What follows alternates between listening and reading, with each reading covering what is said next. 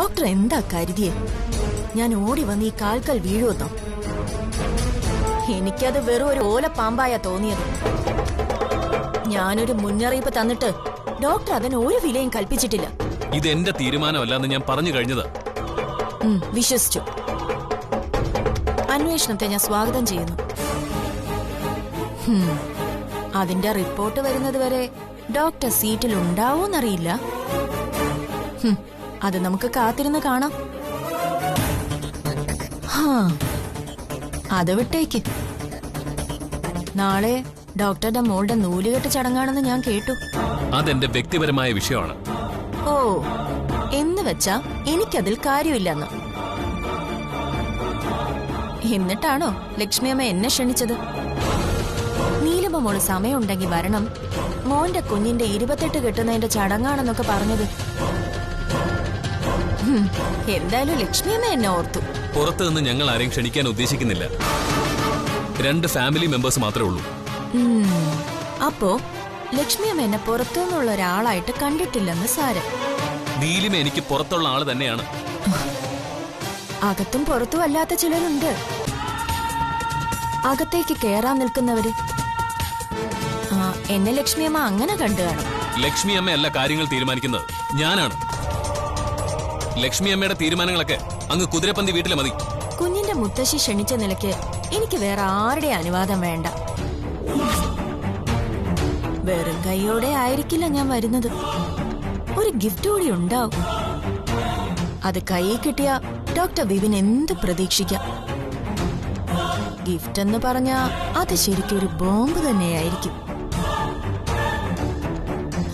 നൂലുകെട്ട് ചടങ്ങിന്റെ തൊട്ടു മുൻപ് ഞാനത് പൊട്ടിക്കും. ശങ്കരമംഗലം വീട്ടിന്റെ അടിത്തറ തന്നെ ഇളകും. പിന്നെ ആ ചടങ്ങ് നടക്കില്ലെന്ന് തന്നെ ഡോക്ടർ ഊഹിക്കാം. ഡോക്ടർ ഒന്ന് കരുതിയിരുന്നോ? നിനക്ക് ചെയ്യാൻ കഴിയുന്നൊക്കെ നീ ചെയ്യ. അങ്ങനെ പലതും നീ ചെയ്തിട്ടുണ്ടല്ലോ. ഇതുകൊണ്ടൊന്നും നീ എന്നെ പേടിപ്പിക്കാന്ന് വിചാരിക്കണ്ട. സിസ്റ്റർ ജെസ്സി ഇവിടെ ഉണ്ടെന്ന് ഇപ്പോഴും അറിയില്ല. അവളെ കിട്ടിയിരുന്നെങ്കിൽ പല അന്തർനാടകങ്ങളും പുറത്തു വന്നേനെ. ഇന്നൊരു ദിവസവും കൂടി ഉണ്ട്. നാളെ നീലിമയുടെ ദിവസമാണെങ്കിൽ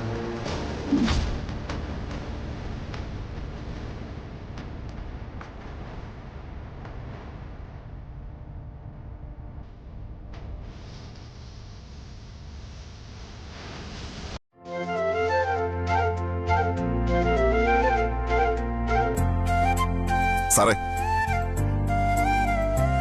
എല്ലാം കൂടെ 10 പവനുണ്ട്. കുഞ്ഞിന്റെ അച്ഛൻ ചെയ്യേണ്ടതാ ഇതൊക്കെ. ഇതിന് എന്നെയും കൂട്ടി വന്നതെന്ന് ഞാൻ അറിഞ്ഞില്ലേ. സംഗീതയുടെ ആഗ്രഹം ഞാൻ സാധിച്ചു കൊടുക്കുന്നത്. കുഞ്ഞിന് പൊന്നരഞ്ഞാണവും ആഭരണങ്ങളും ഞാൻ തന്നെ വാങ്ങണമെന്ന് അവള് പറഞ്ഞ പറ്റില്ല എന്ന് പറയാൻ എനിക്ക് കഴിയില്ല. അതൊരു നല്ല കാര്യം തന്നെയാണ് സാർ. മാഡത്തിന് അങ്ങനെ ഒരു ആഗ്രഹം ഉണ്ടെങ്കിൽ അത് സാധിച്ചു കൊടുക്കണം സാർ. സാറിന്റെ മുഖം ഒന്ന് തെളിഞ്ഞു കണ്ട ഒരു സന്തോഷമുണ്ട്. എന്നും ആ വേദനയായിട്ട് കഴിയാൻ പറ്റൂ? വേദനകൾ സ്വയം ഉള്ളിലടക്കി പുറമെ ചിരിക്കാൻ ശീലിച്ചു വരിക ഞാൻ. മോളിപ്പൊ കാണിക്കുന്നത് സാർ കാര്യമാക്കണ്ട. സാറിന്റെ ഈ കൈകളിൽ കിടന്നല്ലേ അവള് വളർന്നത്. കുട്ടിക്കുറുമ്പാണെന്ന് കരുതിയാൽ മതി. ഒരു കയറ്റത്തിന് ഒരു ഇറക്കവും ഉണ്ടാവും. ഡോക്ടർ ബിബിനെ പോലൊരു മരുമകനെ കിട്ടിയത് തന്നെ ഒരു ഭാഗ്യമാണെന്ന് വേണം കരുതാൻ. അവൻ എനിക്ക് മരുമകനല്ല, എന്റെ മകനാ. അവനില്ലായിരുന്നെങ്കിൽ എനിക്കൊരു തിരിച്ചുവരവ് ഉണ്ടാവുമായിരുന്നില്ല.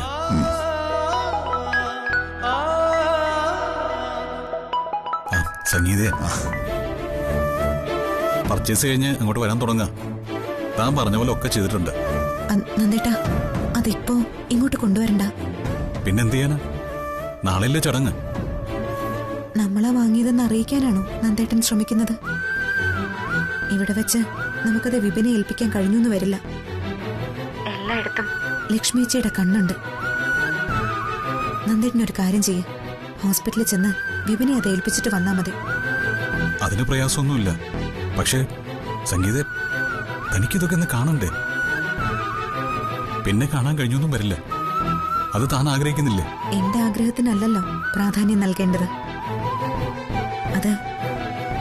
കുഞ്ഞ് അണിഞ്ഞു കാണുന്നതിലല്ലേ? അതല്ലേ നമ്മൾ ആഗ്രഹിക്കുന്നത്? നന്ദേട്ടൻ ഹോസ്പിറ്റലിലേക്ക് ചെല്ല്, ഞാൻ വിപിനെ വിളിച്ച് പറയാം. ശരി, തന്റെ അഭിപ്രായം അങ്ങനെയൊക്കെയാണെങ്കിൽ അങ്ങനെ ചെയ്യാം. ശരി നന്ദേട്ട. അരുണി, വണ്ടി എടുക്ക്. ശരി സാർ.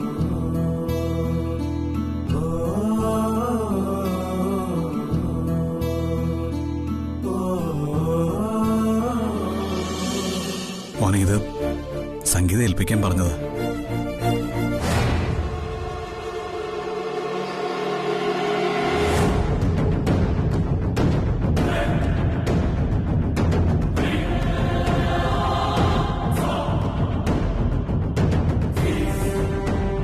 അത് ജ്വല്ലറിയുടെ കവറാണല്ലോ.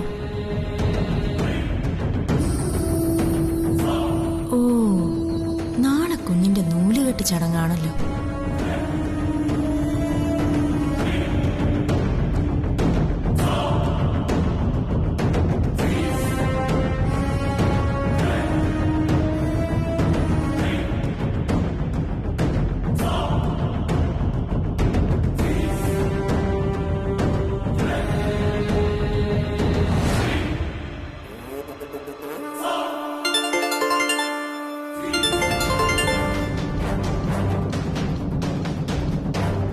എന്താ നീലിമേ?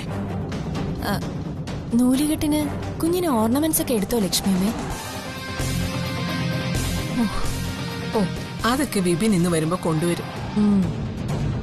അമ്മയുടെ മോൻ കൊണ്ടുവരും, പക്ഷേ അത് മോൻ വാങ്ങിയതല്ലെന്ന് മാത്രം.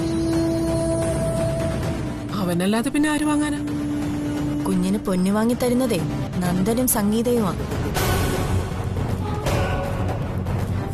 അവര് സമ്മാനിക്കുന്ന പൊന്നരഞ്ഞാണോ തളയും വളയും ഒക്കെയാ നാളെ കുഞ്ഞ് അണിയാൻ പോകുന്നത്.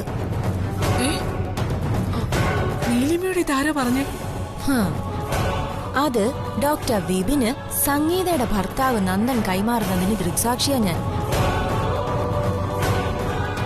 ഡോക്ടറെ പുറത്തേക്ക് വിളിച്ച് ഒരു ജ്വല്ലറിയുടെ പാക്കറ്റ് കൈമാറിയിട്ട് നന്ദൻ ഇപ്പൊ പോയതേ ഉള്ളൂ. നാളെ നൂലുകെട്ട് നടക്കാനിരിക്കുമ്പോ നന്ദൻ വന്ന് കൈമാറിയത് ആഭരണങ്ങളല്ലാതെ മറ്റെന്താ? കവറിന്റെ പുറത്ത് കണ്ട ജ്വല്ലറിയുടെ പേര് വേണമെങ്കിൽ ഞാൻ പറയാം. താൻ വാങ്ങിയതാണെന്നും പറഞ്ഞ് മോൻ കൊണ്ടുവരുന്ന ജ്വല്ലറിയുടെ കവർ ലക്ഷ്മിയമ്മ ഒന്ന് നോക്ക്. പിന്നെ ലക്ഷ്മിയമ്മയ്ക്ക് സ്കോർ ചെയ്യാൻ പറ്റിയ ഒരു അവസരമാണ് വന്നിരിക്കുന്നത്. അനുവിനോട് ലക്ഷ്മിയമ്മ ഇക്കാര്യം ഒന്ന് പറഞ്ഞേക്കേ. ചടങ്ങിന് തൊട്ടു മുമ്പ് പറഞ്ഞാ മതി. സംഗീത വാങ്ങിയ ആഭരണങ്ങൾ കുഞ്ഞിനെ അണിയിക്കാൻ അവൾ ഒരിക്കലും സമ്മതിക്കില്ല. നല്ലൊരു അടി കാണാ ലക്ഷ്മിയമ്മയ്ക്ക്. അവനിങ്ങ് വരട്ടെ. നീലിമ പറഞ്ഞത് സത്യമാണോന്ന് ആദ്യം അറിയണ്ടേ? എന്റെ സംശയം ഇതാ, ഡോക്ടർ വിപിന്റെ കുഞ്ഞിന് എന്തിനാ നന്ദൻ പൊന്നിരഞ്ഞാണ് വാങ്ങുന്നേ? ഡോക്ടർ വിപിൻ അതിനുള്ള നിവൃത്തിയില്ലേ? ഇതിന്റെ നാണക്കേടേ ലക്ഷ്മിയമ്മയുടെ കുടുംബത്തിനാ. കാണാൻ കൊതിച്ചുണ്ടായ കുഞ്ഞാണെങ്കിൽ ഒരച്ഛനും മറ്റൊരാളിന്റെ ഔദാര്യം കൈപ്പറ്റില്ല. അതും ഒരു പെൺകുഞ്ഞ് ആദ്യമായി പൊന്നണിയുന്നത്. സ്വന്തം അച്ഛൻ തന്നെ വേണം അത് ചെയ്യാൻ. ഇതിലൊരു കള്ളക്കളിയുണ്ട്. ലക്ഷ്മി അമ്മയ്ക്ക് എന്തെങ്കിലും മനസ്സിലായോന്ന് എനിക്കറിയില്ല. ഒരു കാര്യം ഞാൻ പറയാം, ഈ അവസരം ലക്ഷ്മി അമ്മയ്ക്ക് വേണ്ട വിധം പ്രയോജനപ്പെടുത്താൻ കഴിയും. നാളെ ആ ചടങ്ങ് നടക്കരുത്, നടത്തരുത്. ഇരന്നു കിട്ടിയ പൊന്ന് തന്റെ മകൾക്ക് വേണ്ടാന്ന് അനുവിനെ കൊണ്ട് തന്നെ പറയിപ്പിക്കണം. എന്റെ കളി ജയിച്ചാ ഞാനും ഉണ്ടാവും അവിടെ.